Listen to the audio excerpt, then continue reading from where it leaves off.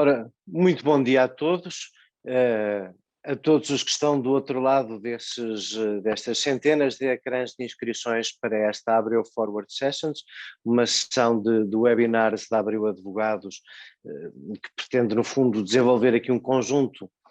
Aproveitar este tempo novo, estes novos modelos de comunicação e esta disponibilidade de, sem ser fisicamente, às vezes ser mais fácil encontrarmos, por estranho que pareça, para fazer um conjunto de conversas, debates e de apresentações de temas de interesse para a nossa economia e basicamente focados na procura de soluções e de caminhos sustentáveis para, bom, enfim, no nosso interesse, para o universo vasto e muito representativo, eu diria, da economia portuguesa, que é hoje o acervo de clientes da Abreu Advogados, que aderiu maciçamente a um evento onde vamos hoje falar de uma das coisas, porventura, mais importantes que temos em cima da mesa.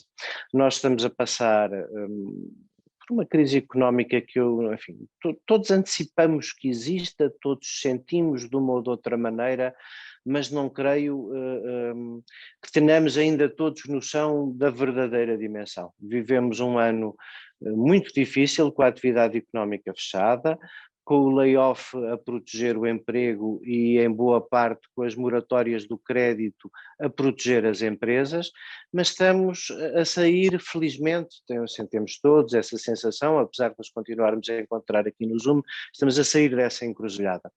E ao sair dessa encruzilhada, o tema que hoje vamos aqui discutir, que é como é que a política de coesão e os fundos estruturais da União Europeia são uma alavanca para o nosso virar de página, para um virar de página que a economia sempre exigiria, mesmo que a pandemia não tivesse acontecido, mas para um virar de página que é muitas vezes uma transição de paradigma para a qual nós estamos habituados num modelo que procura muito ainda da capitalização das empresas no financiamento.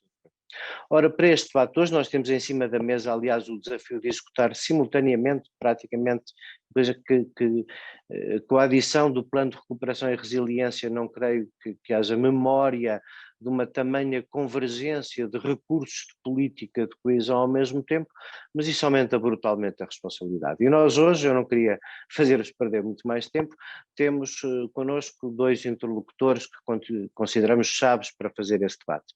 O Dr. Nuno Oliveira Santos, Presidente da Agência para o Desenvolvimento e Coesão, e o Pedro Capucho, Dr. Pedro Capucho, Diretor-Coordenador do Departamento de Assuntos Económicos da CIPA. O Dr. Nuno Oliveira Santos é economista licenciado e com MBA pela Universidade Católica, foi CEO da GFI Portugal, passou pela Microsoft, mas também já tinha tido uma experiência, dedicámos-nos os dois um bocadinho à causa pública há cerca de 20 anos ao mesmo tempo, na UMIC, na Agência Nacional das Compras Públicas, e foi assessor também do Governo para a Sociedade de Informação. Sucedeu há menos tempo do que a nova dinâmica indica ao António Diebe, enquanto Presidente da Agência para o Desenvolvimento e Coesão, e é seguramente a pessoa mais importante para ouvir neste momento em que vamos a caminho da aprovação do PRR, estamos a finalizar, não só o pós-EUR, mas imagino que para a nossa plateia, sobretudo a finalizar o último compete e vem o próximo 2030.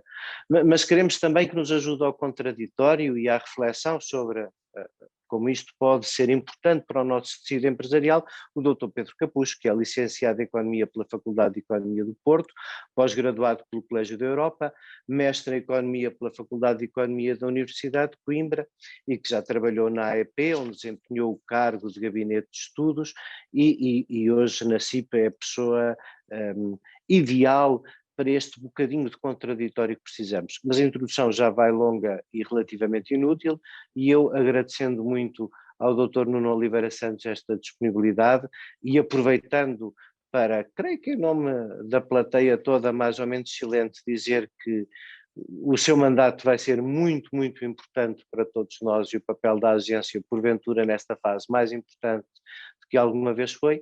A palavra é sua para introduzir estes temas que aqui nestes 90 minutos que queremos cumprir religiosamente gostávamos de discutir.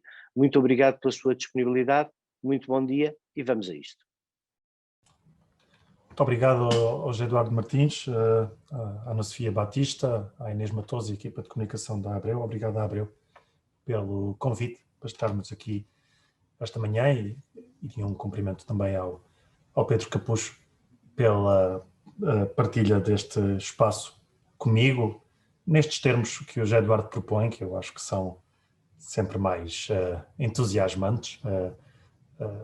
Qualquer coisa que eu vou tentar dizer de arranque e que o Pedro vai procurar desafiar e que a partir daí vamos tentar construir juntos para qualquer coisa que realmente útil para amanhã e para o resto dos dias das nossas vidas, neste futuro mais imediato, onde há realmente uma disponibilidade financeira significativa, mais significativa do lado dos fundos europeus e que procuraremos garantir todos juntos, sociedade, Estado, empresas, organizações do seu setor, que seja bem utilizada a favor de um país melhor e mais próspero para todos nós.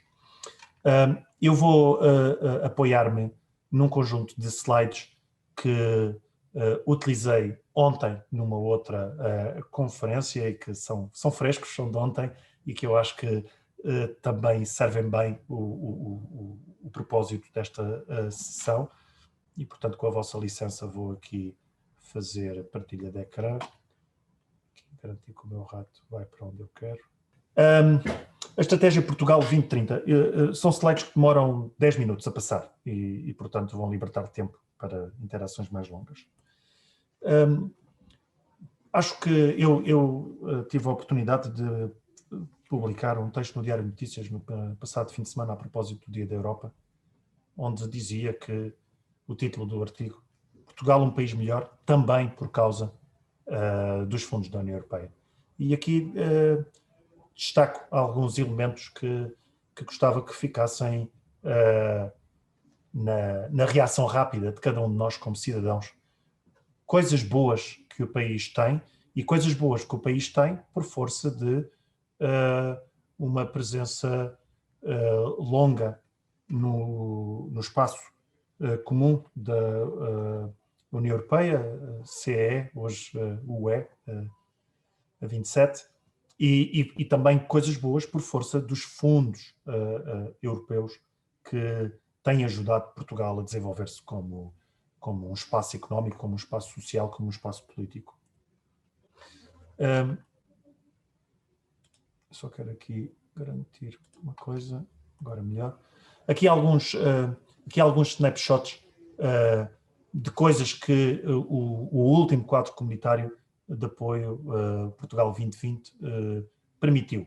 Coisas de dimensão, podemos discutir sobre o resultado, o retorno da dimensão, e isso se calhar é um tópico no qual o Pedro vai pegar na sua intervenção, mas eu, para suscitar debate, acho que vale a pena termos ideia das dimensões.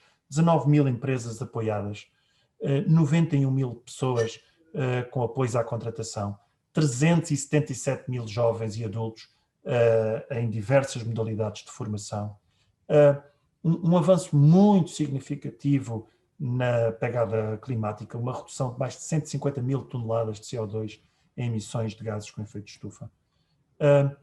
Setores ditos tradicionais que se transformam, que persistem e que entram.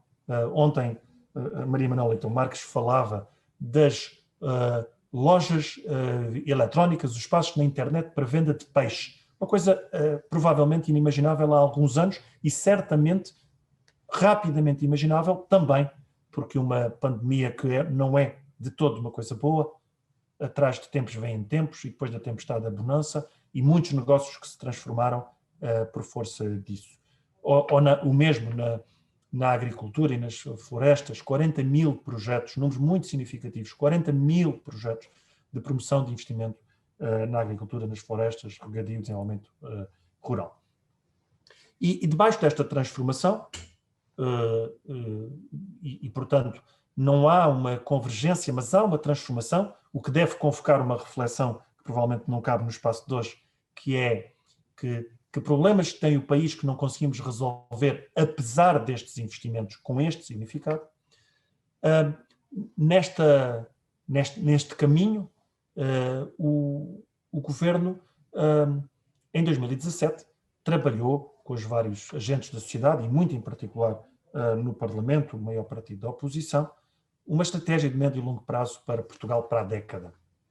E aí assentou-se nesta ideia de que é preciso haver um conjunto de agendas de transformação, aquele documento, a Resolução do Conselho de Ministros 98-2020, é um documento de cerca de 100 páginas que eu considero pessoalmente, e com a autoridade de quem não cá estava quando elas foram escritas, documento, acho eu, muito interessante de se ler, muito bonito de se ler, muito promissor. Falamos das pessoas, falamos da digitalização, da transição climática e de uma competitividade externa que tem que assegurar a coesão interna.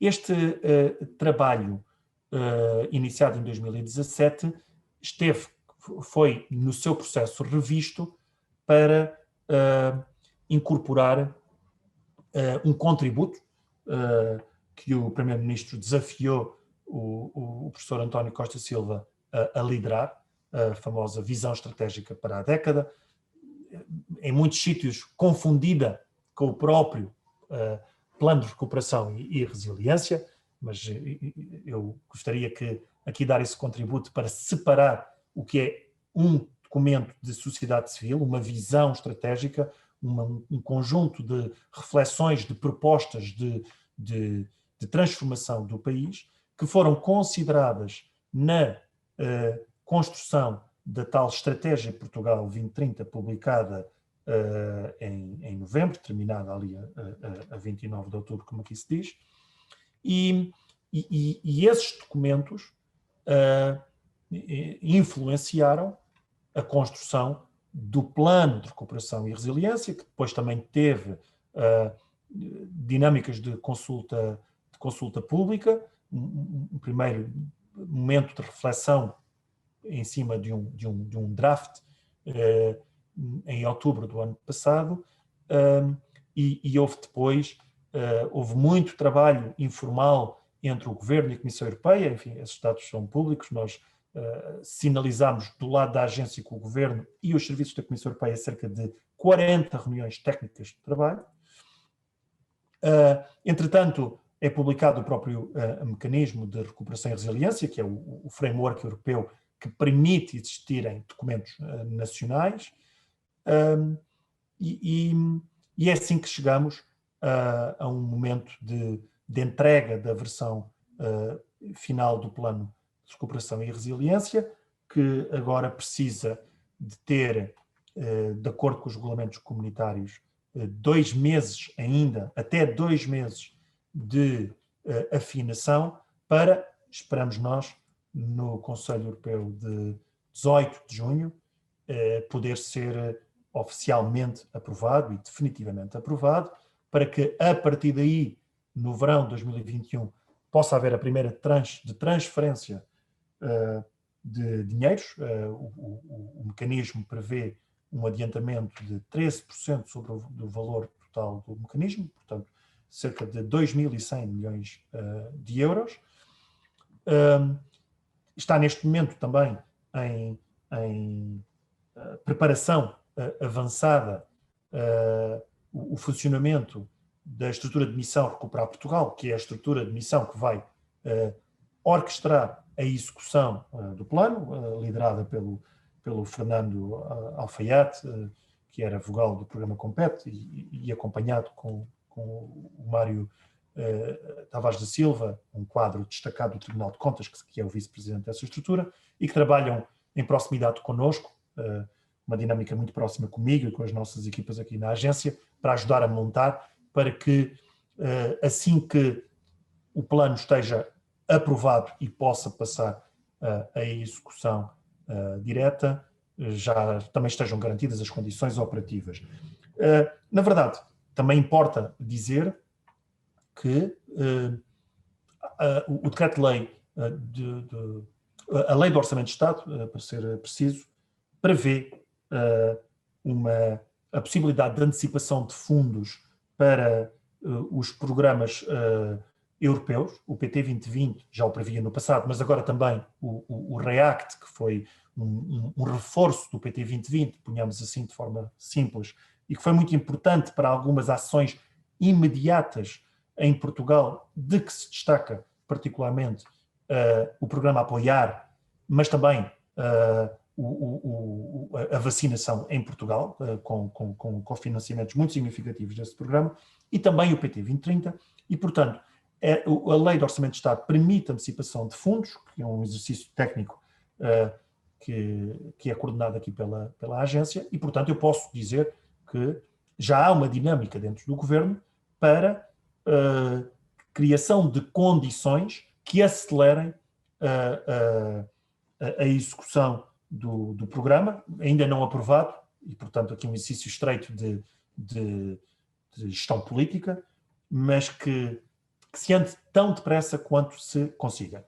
E na segunda metade do ano, nós aqui na agência dedicamos um tempo agora mais significativo ao Portugal 2030, um trabalho que na sua dimensão estratégica nacional está muito adiantado e que tem agora um exercício de segunda derivada entre as alocações temáticas e as alocações regionais, que precisa naturalmente de uma orquestração política específica e que está a ser feita para ver se conseguimos, Portugal, cumprir com o anúncio público que foi feito pelo Primeiro-Ministro, já várias vezes sinalizado pelo Ministro do Planeamento, de que o Portugal 2030 possa estar a funcionar no início do próximo ano. E portanto, este é um quadro muito, muito significativo, porque é o que mostra aquilo que o José Eduardo referia como um momento realmente único do ponto de vista das disponibilidades de fundos da União Europeia em Portugal nos próximos anos. Temos aqui, julgo que vem o meu rato, ainda a execução final de 21 a 23 do PT 2020, temos estes valores, que foram os valores destes programas Next Generation, nova geração, que foram a proposta da Comissão Europeia de resposta à crise suscitada pelo coronavírus. Temos o PT 2030, que é a resposta nacional, é o título nacional para o quadro financeiro plurianual da Comissão Europeia 21 a 27, e, portanto, se somarmos os 33, mais os 16, mais os 11, chegamos aos famosos 60 mil milhões, que são cerca de 6,8 mil milhões de euros por ano. Muito dinheiro. Portugal, no PT 2020, tem índices de execução na casa da metade disto, 3 mil milhões, e, portanto, isto é altamente desafiante para o país, para os agentes, para o enquadramento jurídico. Estamos aqui a conversar num enquadramento proposto pelo Instituto de Conhecimento da Abreu Advogados, e, portanto, há aqui desafios muito interessantes entre gestão e direito para enfrentar, mas estamos cá muito motivados para os enfrentar. Este slide, que está em transformação, porque ali o boneco do lado esquerdo precisa de estar em linha comunicacional com os restantes, e eu peço desculpa por isso, mas o que ele procura transmitir é que nós, a agência, com o Governo, perante a Comissão, que é quem trabalha connosco em dinâmicas colaborativas muito fluidas, às vezes muito tensas, temos que garantir que o conjunto faz sentido, e muito em particular a forma como se desenha o PT 2030 perante a existência do PRR e do REACT, dada uma estratégia de governo. Portanto, a própria Comissão Europeia pede isso, e este documento procura mostrar que há esta complementaridade, até porque existe uma verificação forte, técnica, da parte da Comissão Europeia, para garantir que não há duplos financiamentos. Portanto, o Portugal 2020 atualmente tem uma taxa de compromisso superior a 100%, uma taxa de execução de 60%, que é um bocadinho superior à da média europeia, e E agora vamos ver, temos que acompanhar aquela taxa de compromisso, porque há muitos compromissos que se antecipam não virem a ser executados, porque são desenhos de contratos anteriores à pandemia e, portanto, há muitas correções do lado da economia que vão ter como consequência o cancelamento desses contratos, e isso libertará algum dinheiro, provavelmente para fazer face ao que nós aqui chamamos o overbooking, de que já se sente, e com alguns ajustamentos entre programas. Portanto, eu diria que debaixo de um aumento da expectativa de execução, este programa será claramente executado na sua totalidade. O PRR são conhecidas as famosas 3 áreas do PRR, e que têm tido muito debate, e o Pedro provavelmente também vai falar sobre isto, as opções, e ontem era a Clara Raposo, diretora do ISEG, que dizia que provavelmente ninguém discute que faz falta nestas áreas. Podemos discutir do ponto de vista da gestão das prioridades, e isso é um debate específico e provavelmente mais político do que técnico.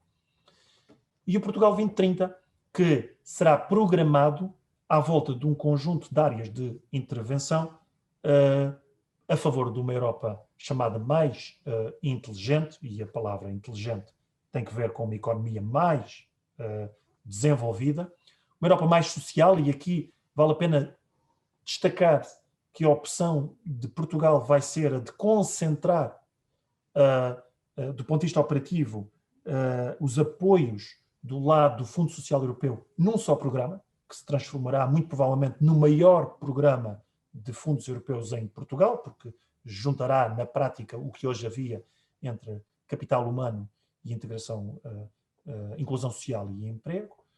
Mais verde é onde temos os temas do ambiente e do apoio à transformação do país a favor de um país mais limpo. Mais conectado, onde temos os temas das infraestruturas físicas, porque as infraestruturas digitais andarão muito provavelmente mais do lado do mais inteligente, do mais conectado, e depois o mais próximo do cidadão, onde se estabelecem os equilíbrios entre perspectiva nacional e perspectiva territorial.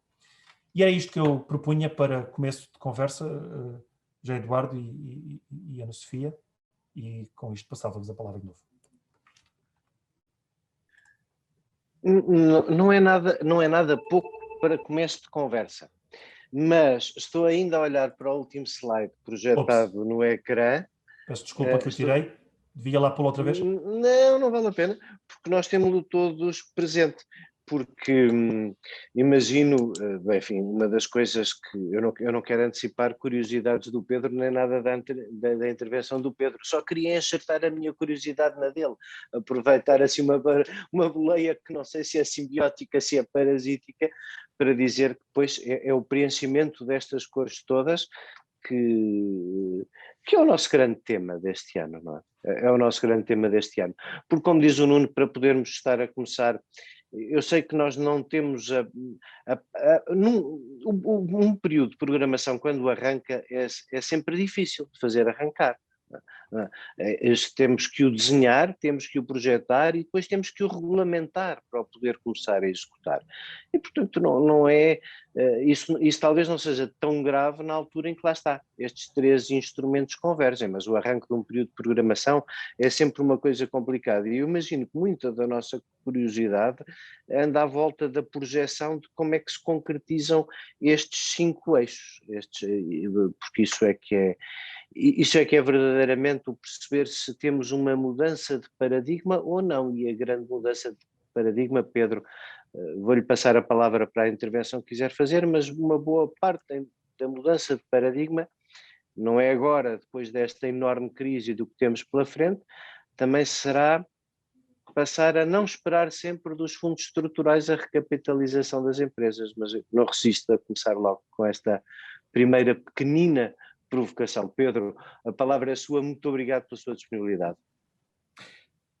Muito obrigado. Eu começo por agradecer o convite à Abril Advogados e toda esta organização que eu já vi que é próxima e que está a resultar. e espero que continue a resultar até ao fim deste webinar. Obrigado. Hum, Pois não podemos esperar tudo, mas podemos esperar muito.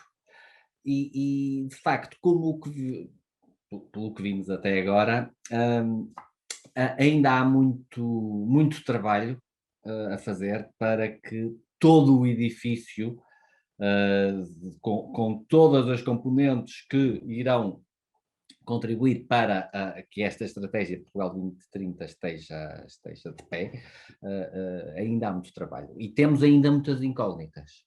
E isso torna também difícil a minha intervenção, porque é toda ela feita em cima destas incógnitas.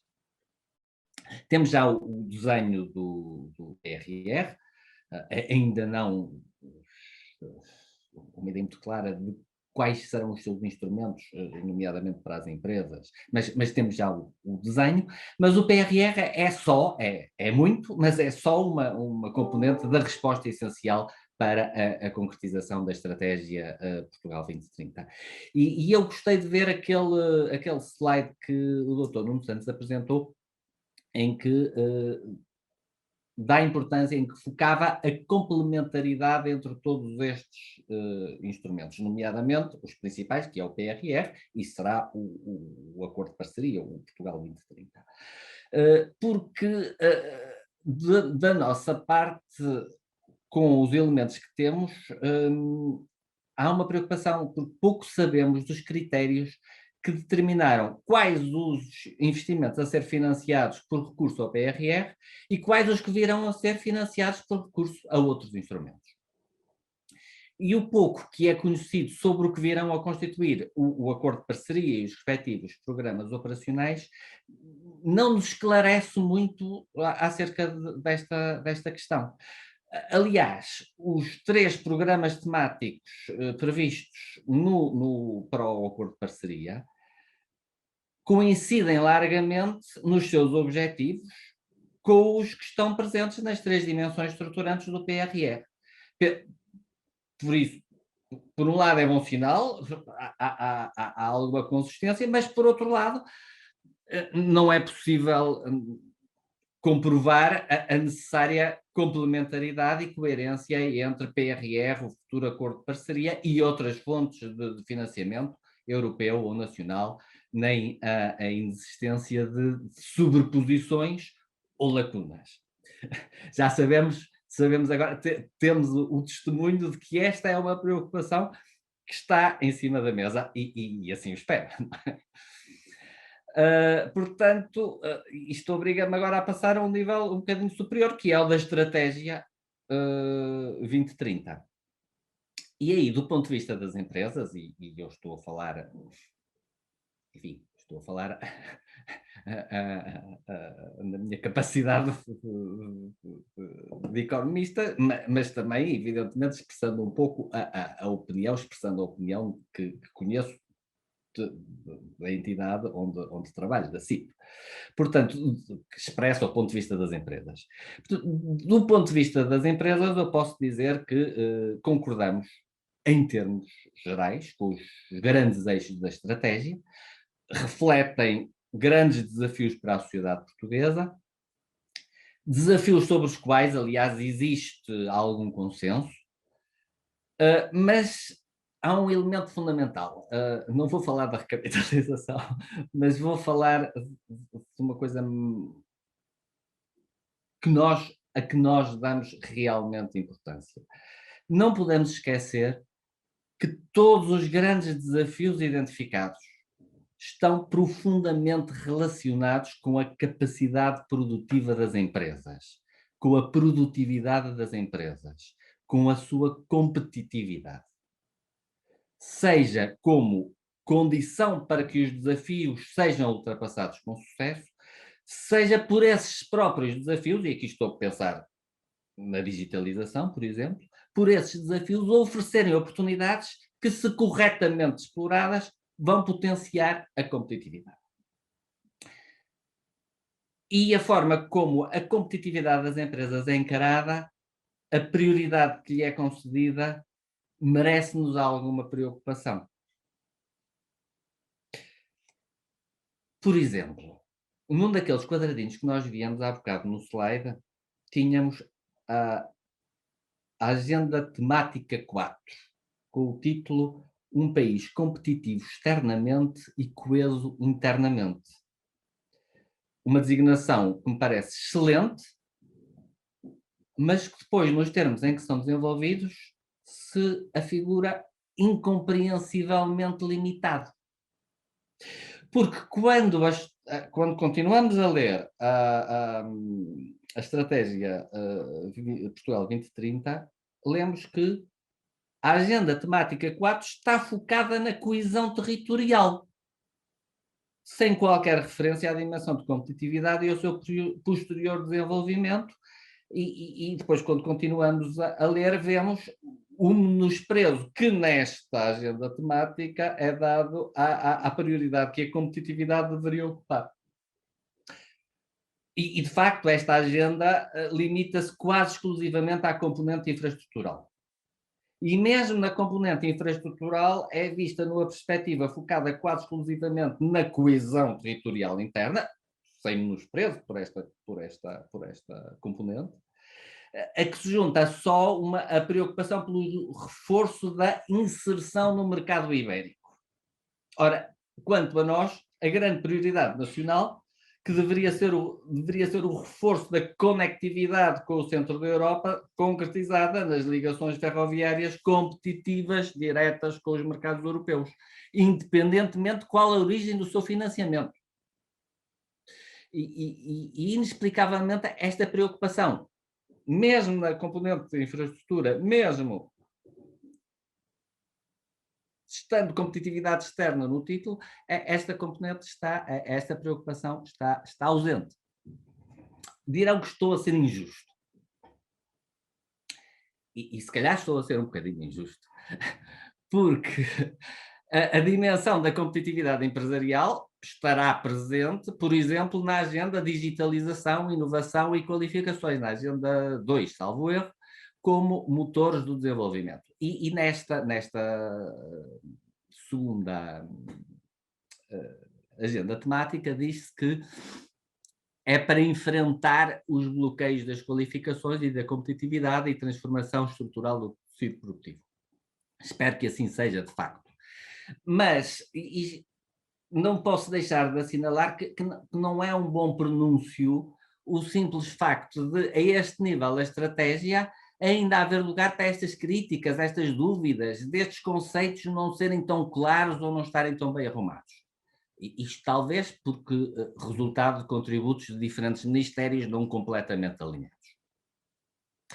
Portanto, do lado das empresas, a nossa crítica tem estado na alocação de verbas, que, tanto quanto sabemos, pelo menos agora no PRR, não reflete a prioridade que devia ser concedida à competitividade empresarial no processo de recuperação da economia portuguesa.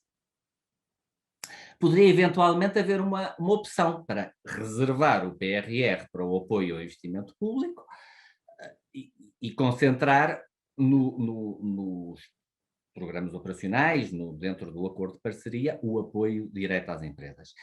Não creio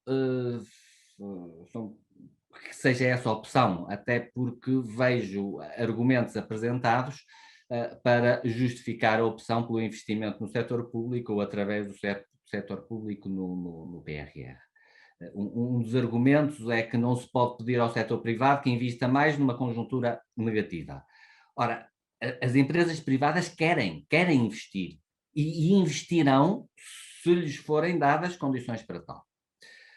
Aliás, não teremos recuperação, pelo menos não teremos recuperação duradoura, sustentada, se o investimento privado não for relançado. Outro argumento é que o país precisa de meios externos para financiar o investimento público,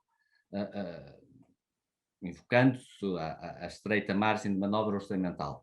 Ora, vamos comparar então a facilidade e o custo do acesso a financiamento por parte do Estado e a facilidade e o custo do acesso ao financiamento das empresas privadas.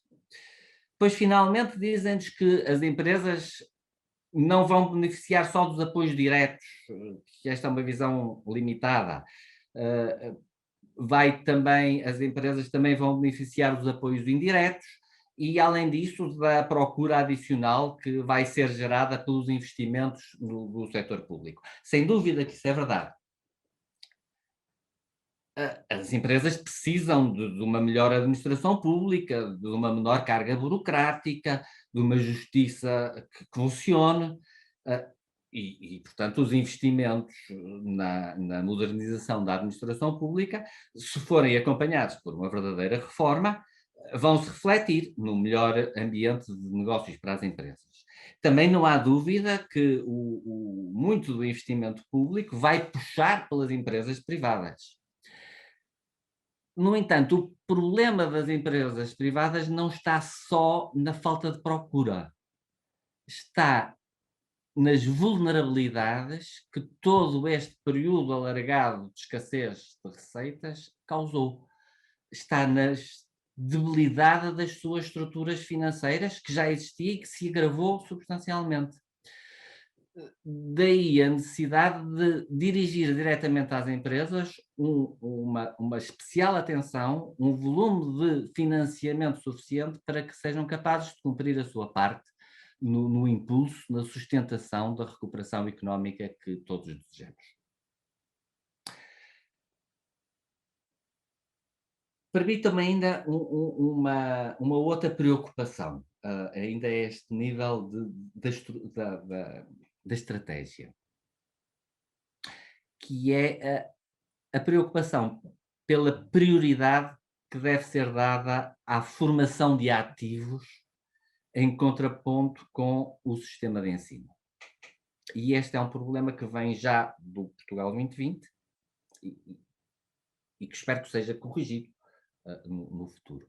Porque, enfim, é já um lugar comum dizer-se que a geração que está a entrar, que está a chegar ao mercado de trabalho, é a mais qualificada de sempre em Portugal. Depois podemos discutir se é a geração mais preparada para as exigências desse mercado. E a este respeito, há ainda muito a fazer para que a formação inicial desenvolva plenamente competências básicas para a vida e em particular, se adequa às novas necessidades das empresas. Mas, de facto, os jovens portugueses entram hoje no mercado de trabalho com um nível de escolaridade muito superior ao das gerações anteriores. No entanto, considerando a totalidade da população empregada, e apesar dos progressos que temos feito e que estavam ali também assinalados na apresentação do Dr. Nuno Santos, apesar desses progressos, Portugal ainda é o país da União Europeia com a mais alta percentagem de baixas habilitações na população empregada. E isto significa que digamos, o mais sério handicap estrutural que trava a produtividade das nossas empresas, que é o déficit da qualificação dos recursos humanos, ainda está longe de ser ultrapassado. E não podemos limitar a esperar pelas novas gerações que estão a chegar ao mercado de trabalho. Isto significa que a prioridade seja colocada na formação de ativos, no desenvolvimento de competências através da aprendizagem ao longo da vida. E sobretudo, quando esperamos uma profunda alteração das necessidades e da requalificação, numa altura em que muitas profissões foram e serão extintas e outras serão profundamente reformuladas.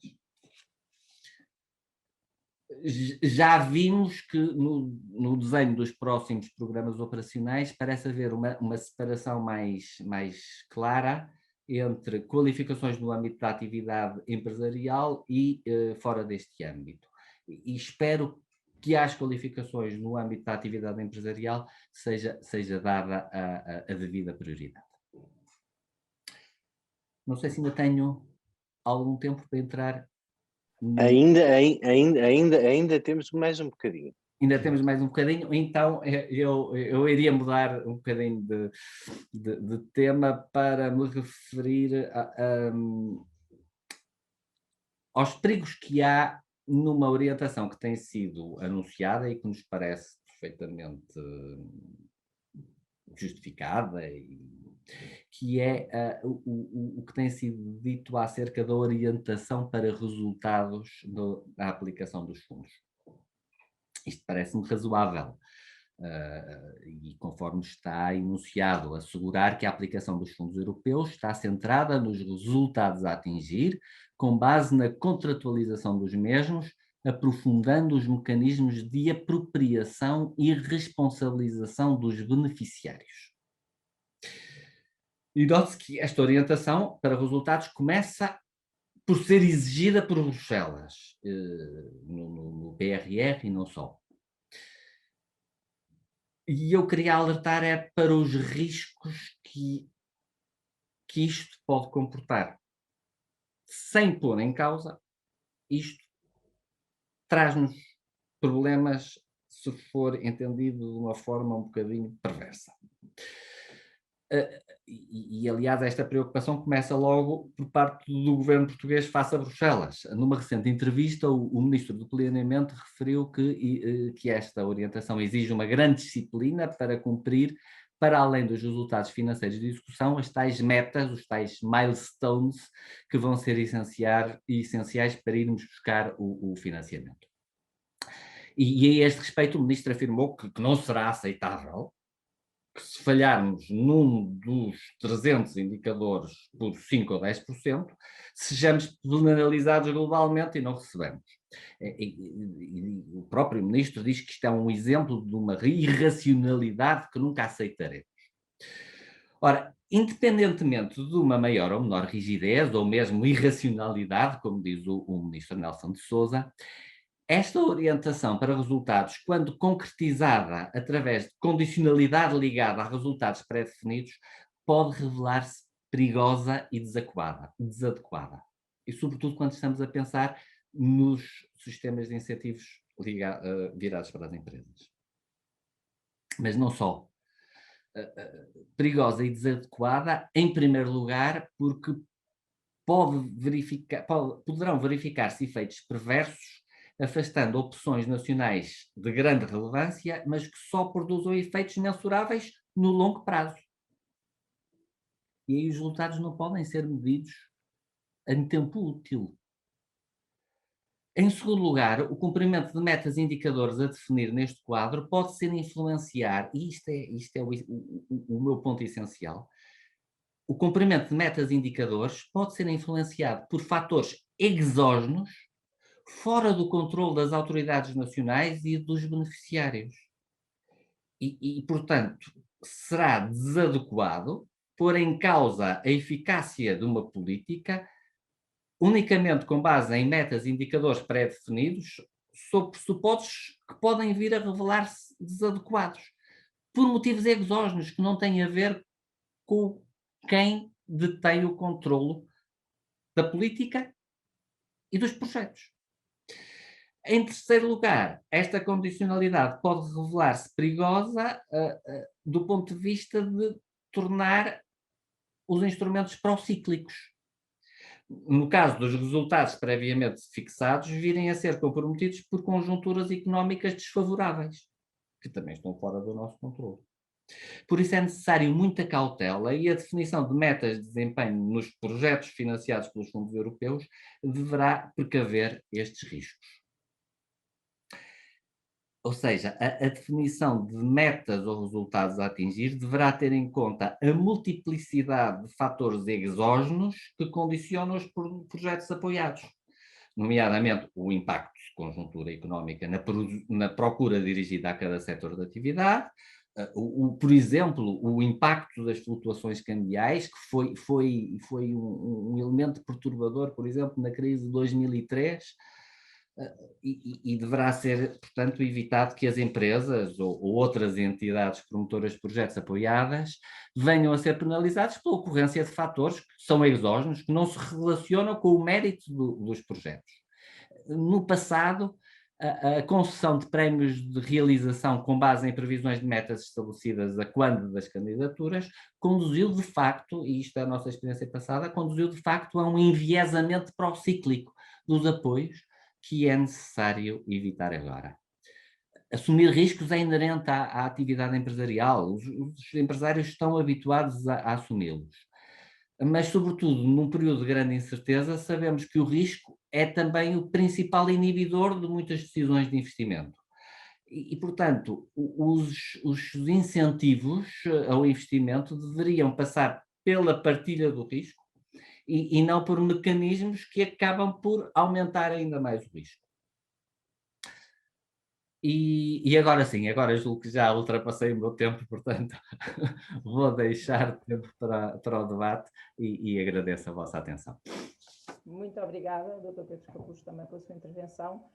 Quase que não precisaríamos fazer perguntas e deixaríamos que falassem entre vós, mas de qualquer maneira, quando convidámos e no momento da inscrição, pedimos aos nossos ouvintes que colocassem questões que gostassem de ver respondidas nesta conversa. E foi o que fizemos, recebemos, condensámos as perguntas por temas e por oradores e agora passaríamos também para fomentar o debate e a partilha de mais ideias, a colocar algumas dessas questões.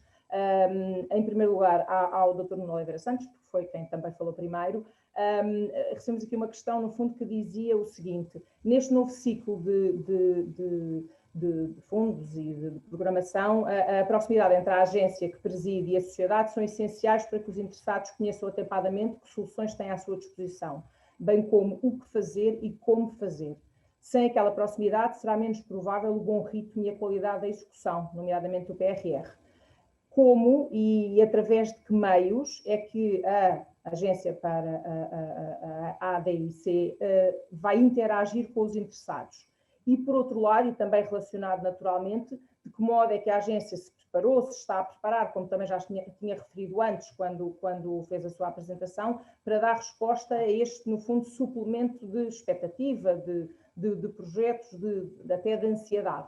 Se pudesse partilhar um bocadinho connosco também e com quem nos ouve o que está a ser feito e como está a ser organizado. Muito obrigada. Obrigado, Ana. A pergunta engloba provavelmente o essencial do que eu gostava de dizer como primeira réplica à nota do Pedro e, portanto, acho que consigo fazer 2 em 1. E, portanto, começo pela pergunta e depois, eventualmente, alguns acrescentos de coisas que gostava de dizer muito rápidas em relação à exposição do Pedro, que tem muitas coisas lá dentro que não são, para mim, protagonista deste debate.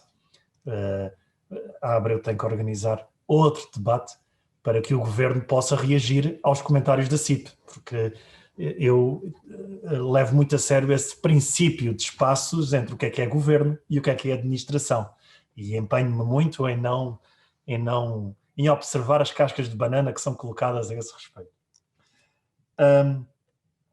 O que a Agência para o Desenvolvimento e Coesão está a ajustar é a dinâmica de comunicação com a sociedade. Estes temas precisam de estar desembrulhados, ou eventualmente com outros embrulhos. Um embrulho do cidadão simples, com todo o respeito para o cidadão simples. Eu faço 2 testes em permanência. Faço o teste com os meus filhos e o teste com os meus pais. Eu tenho uma filha com 19 anos, estudante de Direito, crítica de muitas coisas que ela diz que têm que mudar, e o meu filho com 15 anos, que diz que gostava de ser gestor como o pai, crítico de muitas outras coisas, e portanto é um debate muito interessante, que é o que é que eu estou a fazer para que eles se sintam mais saciados como cidadãos, como votantes e como líderes do futuro.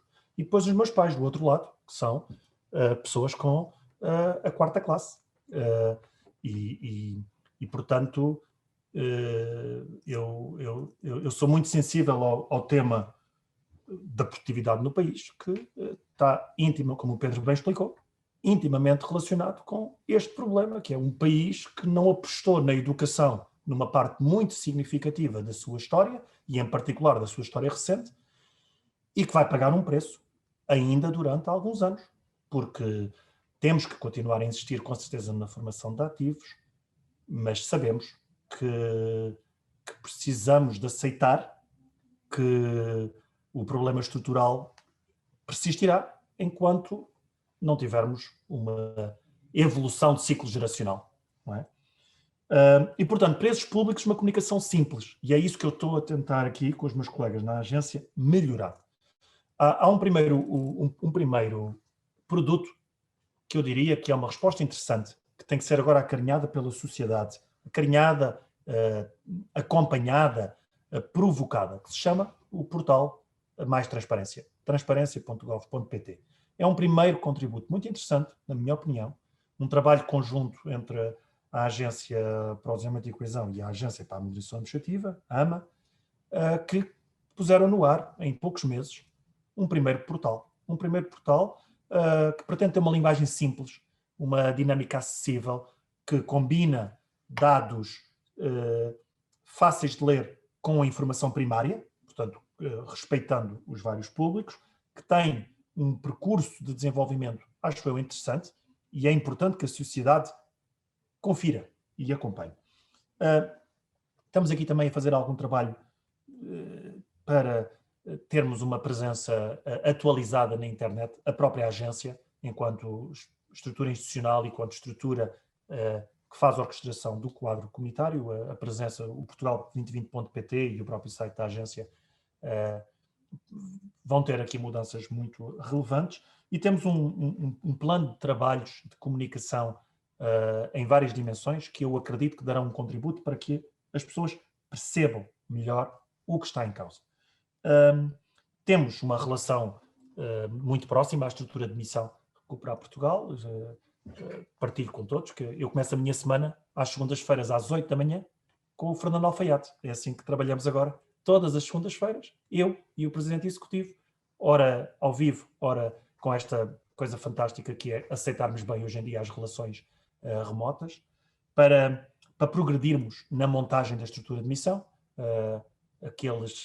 Muitos aqui não saberão o que é isso, mas aceitem que é difícil montar um veículo no Estado, não é assim, e portanto estamos a tentar andar, e vamos ver se somos capazes por essa via de dar o nosso contributo, fazer com que a sociedade perceba melhor o que está em causa.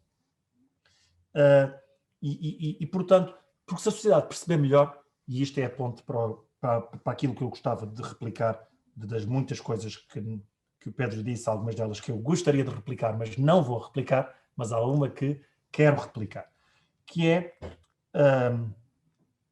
a minha convicção como pessoa, e pessoa que agora está gestor desta organização, de que coisas mais bem compreendidas facilitam melhores execuções. E depois esperamos que a racionalidade dos agentes e o equilíbrio dos mercados, para citar os pressupostos da economia clássica que eu e o Pedro estudámos, se verifiquem tão bem quanto possível. Se as pessoas tiverem mais informação, enquanto agentes racionais tomarão melhores decisões, e normalmente os mercados tendem a equilibrar, e os investimentos públicos a ajudarem a corrigir as falhas desse mercado. E só dou este exemplo que me ficou num livro recente que o Alexandre Relvas publicou a partir de uma intervenção que fez na universidade, que ambos frequentámos, e ele destacava o exemplo das exportações. As exportações que cresceram imenso no período da Troika, uma reação da sociedade e dos agentes, mas ainda assim, se desdobrarmos, Pedro, o que é que lá está dentro, vemos que temos um aumento significativo de exportações por parte, a parte significativa do aumento é por parte das empresas que já exportavam, e portanto que exportaram ainda mais, e continuamos a ter muitas empresas que não exportam ou exportam para a Espanha. E o Alexandre provocava. Imaginemos que passavam a exportar para a Espanha e para a França. Conseguiam vencer os Pirineus. Não é? O que é que isso significava do ponto de vista de valor económico? E, portanto, há um caminho para fazer de literacia dos próprios agentes económicos, de compreensão do valor do mundo lá fora. Eu esta manhã falava com com um grande operador de telecomunicações que me dizia: Nuno, sabes quanto é que custa o serviço de subscrição de uma página web atualizada hoje em dia, dada por nós? 5 euros por mês. 5 euros por mês. Nuno, sabes quanto é que custa se pusermos lá um motorzinho de transações, comércio eletrónico?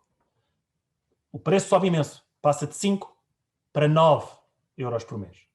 E eu pergunto-me, não sei se a discussão sobre a transformação da sociedade portuguesa anda nos fundos europeus, ou anda só nos fundos europeus. E acho que esse elemento tem que estar aqui presente para que nós percebamos. O Pedro, no início, dizia, e eu gostei muito de ler, temos que perceber as sobreposições e também as lacunas. E, portanto, a monitorização e o acompanhamento dinâmico do programa devem ir destacando isso ao longo do tempo. O que vemos hoje não é igual ao que vamos ver daqui por 1 ano, nem daqui por 2. Mas façamos um exercício de consciência sobre aquilo que cada um de nós tem que mudar, porque enquanto cada um de nós não perceber que hoje em dia ter uma página decente na internet custa 5 euros e com motor de transações para vender para todo o mundo pode passar de 5 para 9, provavelmente vamos continuar a andar mais devagar do que o que pretendíamos. Ana. Muito obrigada, Nuno Santos. Enfim, uma panorâmica geral muito rica e faz-me olhar aqui para uma das outras perguntas que nos foi enviada e pelo que referiu, quer quanto ao portal, quer quanto à questão da internet. A pergunta é muito genérica, é como é que, no fundo, isto vai funcionar para as empresas, ou seja, uma empresa necessita de apoio para um determinado projeto. Vou saber onde é que me dirijo, não me dirijo, todos estes mecanismos que referiu provavelmente levarão a isso, creio eu. Vai haver, enfim, um guichê, uma página onde eu posso ir buscar toda a informação, preciso de mais consultores, menos consultores, e também, e parece-me também relevante, como é que as várias entidades governamentais eventualmente envolvidas se vão articular e vão comunicar entre si. Portanto, um bocadinho na sequência do que referia quanto a como é que vamos pôr na prática, como é que vamos dar informação, é como é que onde é que se dirigem as empresas que têm interesse em obter mais informação e em candidatar-se e tudo mais. Muito obrigada. Tento uma resposta rápida e acho que animadora para a energia da pergunta. Hoje existe uma página na internet chamada balcão2020.pt e é por aí que se faz o essencial da interação entre os agentes públicos e privados e os fundos. Essa página, essa porta de entrada foi um marco importante no PT 2020 e precisa agora de evoluir para outro patamar de qualidade na interação. E estamos atentos a isso e a trabalhar, e eu conto que a sociedade portuguesa possa confirmar, quando daqui por 1 ano a Abreu nos convidar para fazer um primeiro status, que a esse respeito já se possam notar diferenças. Mas também vamos querer fazer, posso anunciar, no segundo semestre de 2021 vamos abrir um projeto de atendimento. Faz claramente falta. Sinto que, como pessoa que chega, não é? O meu percurso profissional não foi feito no mundo dos fundos e acho que há necessidade de colocar uma estrutura de atendimento. A Ana faz a pergunta que até poderia soar assim um bocadinho a linguagem prática, mas a figura é boa, é um guichê. Um sítio onde as pessoas possam tirar dúvidas. Sim, faz falta e é um projeto para lançar provavelmente depois do verão, que eu diria que permitirá coisas de significado 3 a 6 meses depois. Diria eu que no primeiro trimestre de 22 também acho eu poderemos celebrar mudanças relevantes a esse respeito. Sobre a dinâmica entre as estruturas públicas, bom, isso também isso é quase uma casca de banana. O que eu posso aqui partilhar, tornar público, não tem mal nenhum, é que eu tenho uma reunião mensal com todos os presidentes dos programas operacionais de Portugal e que tem uma agenda e estamos a trabalhar todos juntos para melhorar a informação que partilhamos, para que façamos a reunião para discutir o que temos e não para garantir que temos, e por isso é que fazemos a reunião, porque de outro modo não teríamos. Estamos a fazer aqui algumas alterações de processos entre nós para garantir que quando falamos realmente ajudamos a resolver problemas.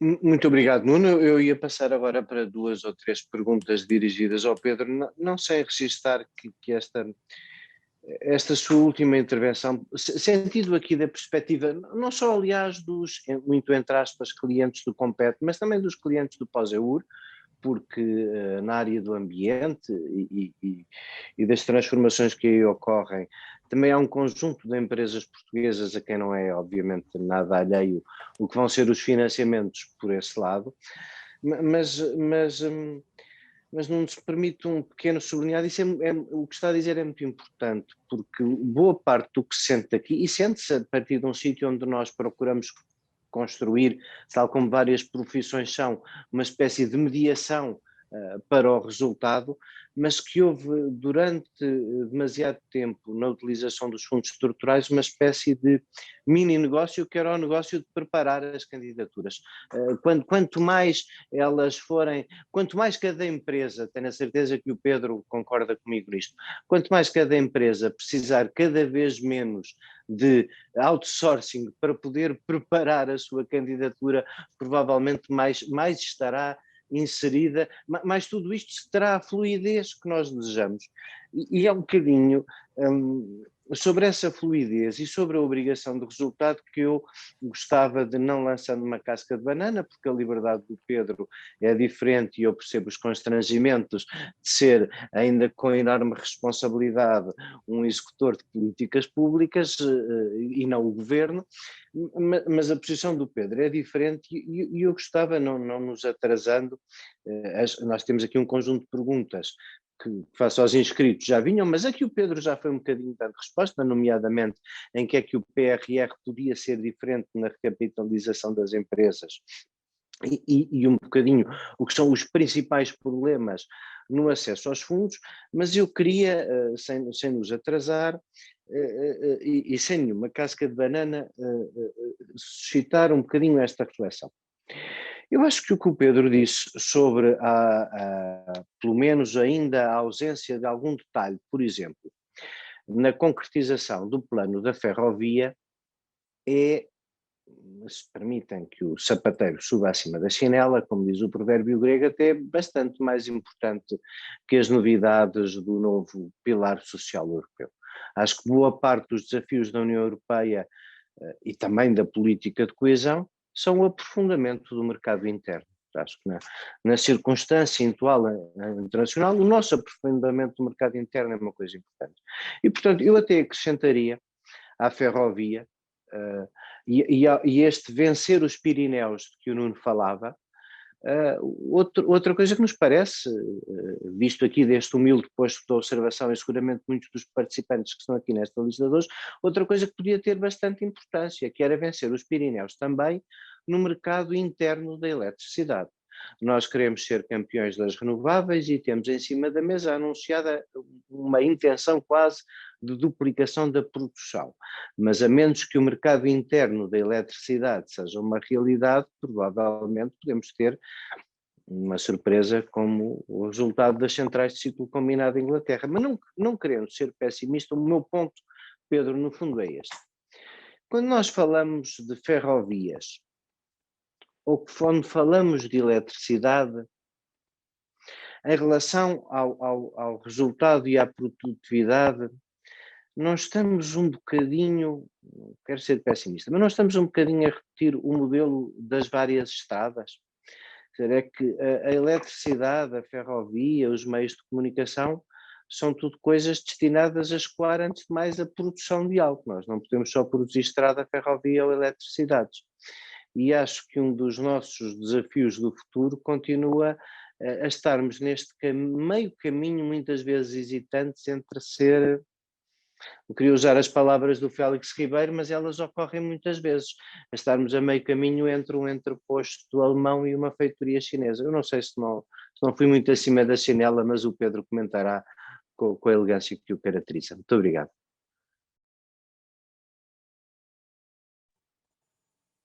Essa é complexa. Eu lembro-me já acho que foi em 1990 e poucos, que li um artigo, julgo que era do então diretor-geral das políticas regionais da Comissão Europeia. Um artigo em que ele explicava o que é isto dos fundos europeus e porque é que se justificam. E explicava que não eram meras transferências entre países ricos e países pobres, nem pretendiam, pura e simplesmente, como que por enquanto, melhorar as condições de vida nos países mais atrasados relativamente aos mais avançados. Não, o que se pretendia com eles era atacar, era os fatores que explicavam o atraso do desenvolvimento dos países mais atrasados, no fundo, lá subculinares. E esses fatores, nesse artigo, dividia esses fatores em 3. Eram as infraestruturas. E nessa altura, em Portugal, era visível a escassez de infraestruturas de transportes, nomeadamente, que havia. Hoje, esse gap já é muito, muito menor, também resultado daquilo que nós fomos fazendo com os fundos estruturais. Mas um dos que ainda falta são precisamente as ligações ferroviárias competitivas para mercadorias, com interoperabilidade com as redes europeias, que possam conduzir a nossa produção para os mercados europeus. E também são necessárias as infraestruturas que vão permitir o tal mercado único da energia, nomeadamente da eletricidade. Mas essas, se calhar, até nem são as nossas. São as entre França e Espanha, e França está um bocadinho renitente em levá-las a cabo. E aí sim, aí é preciso uma grande pressão portuguesa para que isso seja feito. E não estou a menosprezar os esforços portugueses nesse sentido, que são reais. Portanto, um dos fatores era a escassez de infraestruturas físicas. Outro fator era habilitações, e disso nós já falámos. E já fizemos muitos progressos, mas, como disse há pouco, o déficit não é grande na população ativa. E o outro era a dificuldade, mantendo a responsabilidade nas empresas no setor privado, como fez ali o doutor Nuno Santos, o fator que estava aí em causa era a maior dificuldade das empresas desses países acederem ao capital.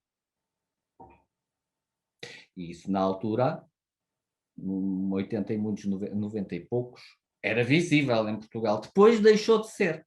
Depois passou a ser outra vez. Nomeadamente durante todo o período da Troika. E agora? Eu diria que o problema se agravou substancialmente.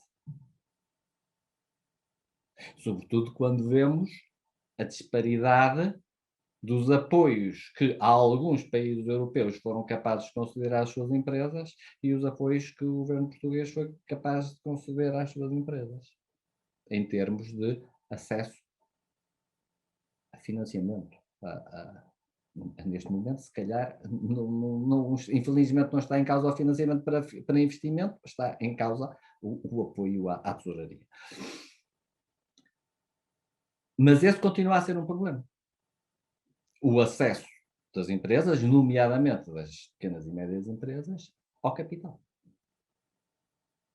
E julgo que isto mantém-se desde o de 92 até agora, de 90 e poucos, quando isto foi escrito até agora, as coisas modificaram-se muito.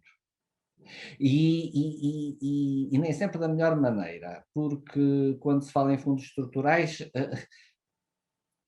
politicamente começou a haver uma cada vez maior sobreposição de objetivos e parece que os fundos estruturais vão ter que atacar isto, sem ter em conta este fundamento. Para que é que eles são precisos? São precisos para contrariar os fatores que levam às assimetrias de desenvolvimento na Europa. E esses fatores, fundamentalmente, são estes três e continuam a ser estes três.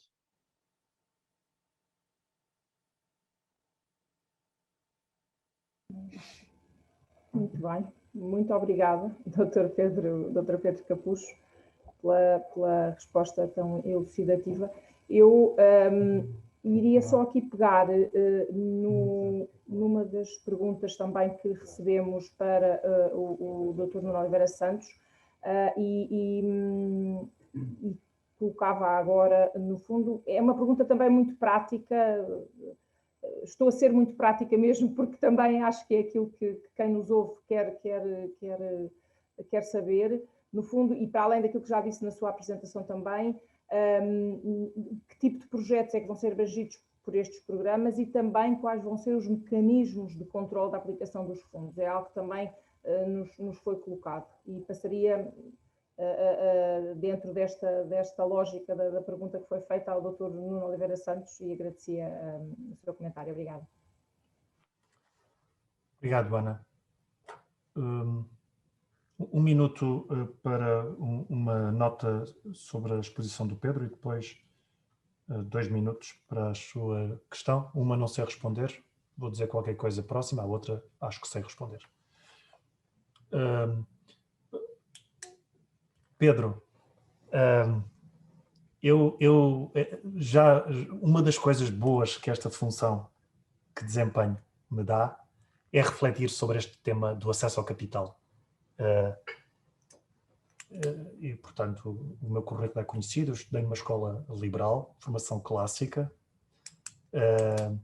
e lembro-me das disciplinas fundadoras da Introdução à Economia dadas pelo João Luís César das Neves, que vou lendo como cidadão, concordando com umas coisas e divergindo de outras.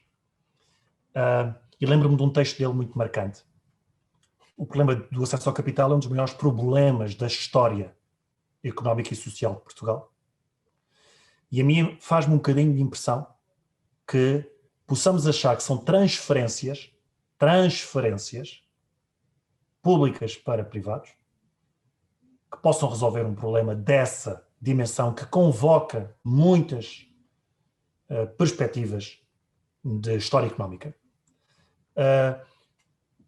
Esse é um primeiro ponto.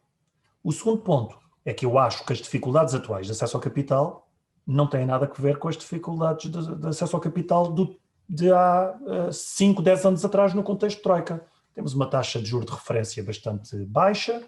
O que eu acho que nós precisamos é de bons projetos.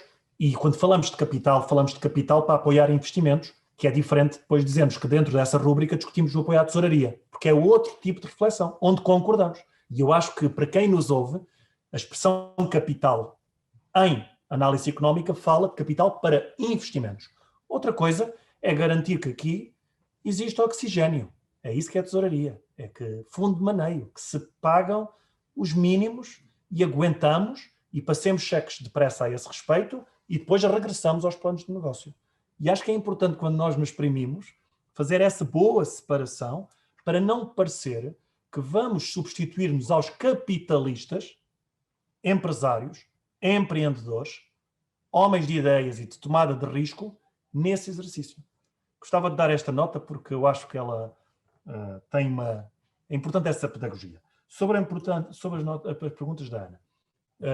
Supervisão e tipologia de projetos. Tipologia de projetos não sei responder nesses termos, Ana. Não é?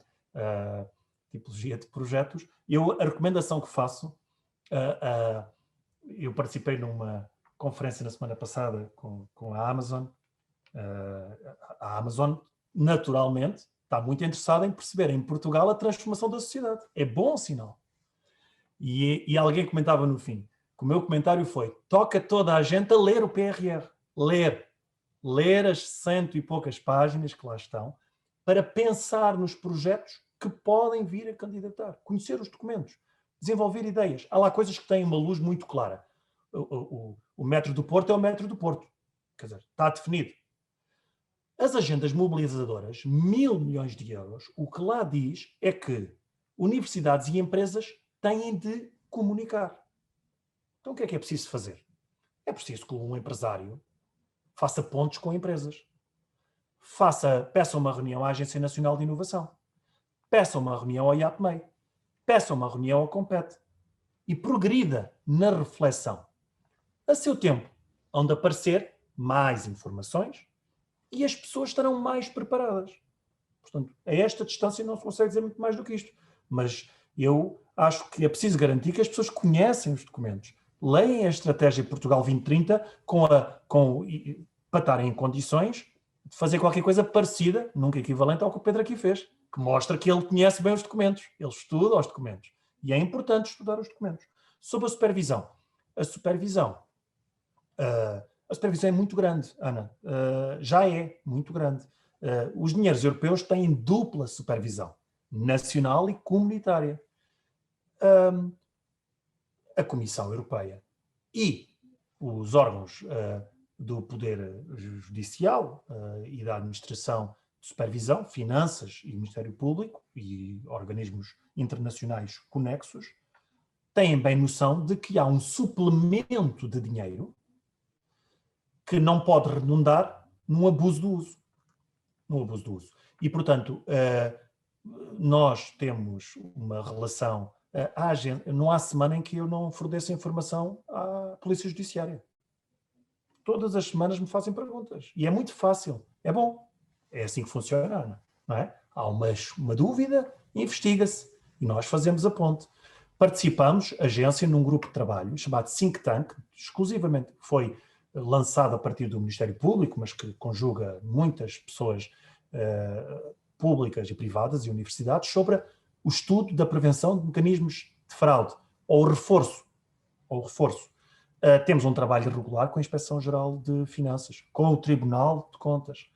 E portanto, eu diria que há e a Comissão Nacional de Acompanhamento do próprio PRR, eu acho que o António Costa Silva vai levar aquele trabalho muito a sério. Muito a sério. E, portanto, eu acho que estão reunidas as condições essenciais para que podemos discutir sobre o bom ou mau uso do ponto de vista económico, do ponto de vista da tomada de escolhas de política pública. Mas eu tenho muitas dúvidas que possamos falar daqui de mau uso do ponto de vista do dolo, da fraude e coisas desse género. Ana.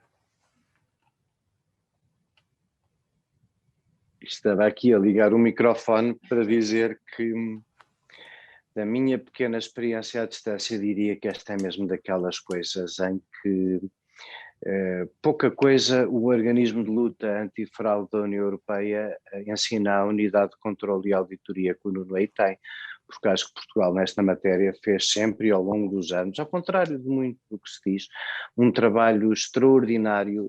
E nós aqui, da parte dos advogados, o tema é essencialmente como calcula a verificação dos requisitos da contratação pública em muitos dos projetos, mas não é só disso, Acho que o esforço notável que todos os anos a Unidade de Controle e Auditoria por cá faz é daquelas coisas que acho que podemos olhar para trás para a experiência dos fundos e orgulhar-nos do resultado. Isso não temos dúvidas, mas do que também não tenho dúvidas, agora que agradecendo a ambos muito a disponibilidade para terem estado com este conjunto de clientes e amigos muito interessados que esteve aqui sempre durante a quase hora e meia que já leva o nosso seminário, eu acho é que essa previsão de nos voltarmos a juntar daqui a um ano é tardia.